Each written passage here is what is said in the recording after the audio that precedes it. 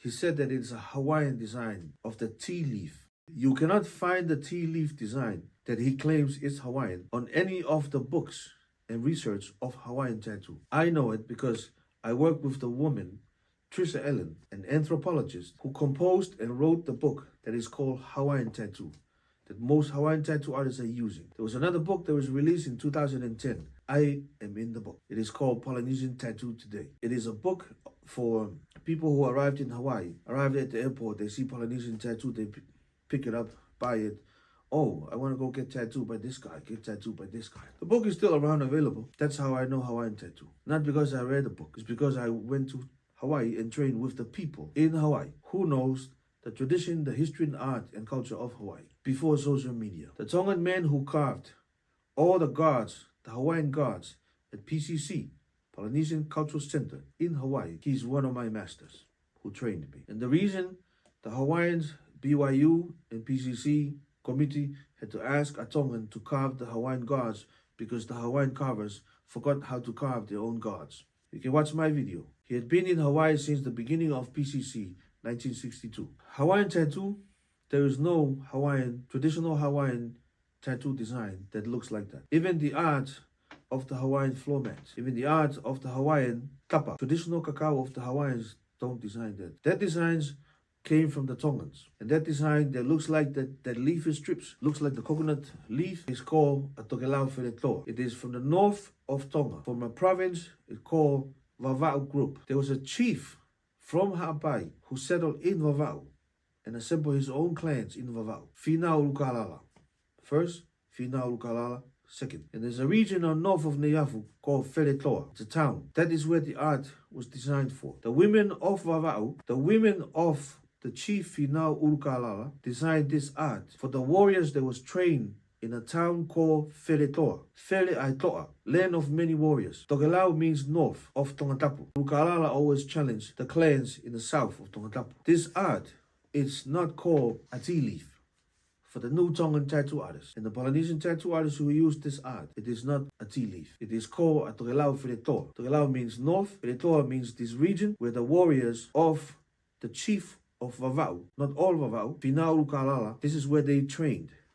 And that town is called Feletoa. It's still there today. That's where that art is from. And the art is a big fish. When you fillet the fish, you have to bring a big fish to the chief. You don't bring a tilapia, a parrotfish. You bring the biggest fish from the deep ocean, a tuna, a mahi-mahi, whatever the big fish is, and you present it to the chief. During the feast, after the war, the women brings the ngatu and the fala. And there's a tradition and custom of presenting a fala and ngatu. And when different clans who was fighting for Chief Finau Ulukālala, when they bring their different gifts of Tongan crafts, valuable Tongan crafts, of Tongan tapa, ngatu, and mats, and tauvala, brown fala at the bottom, the brown floor mat, then ngatu, and then the white floor mat on top, falafihu. And then the Tongan ladies will guide everyone how to arrange and place them. Because you don't just pile them up, like the way you pile up your suitcase to fly to Las Vegas. That is the Tongan culture. Everything follows in order, according to the Tongan society. But the reason why these Tongan guys do not understand, because they have never been to Tongan, to the south. That is the reason why I said the hardest tattoo when I design is Tongan tattoo. That's the reason why you see most Polynesian tattoo artists don't know how to design Tongan art. Because it's complex. It looks simple until they try it. It's very easier to design a modification or fusion, molding some Tahiti Marquesan tattoo, some Maoris, some Samoans, and they create this new fusion. Authentic art is an art that has a history behind it, like I just explained.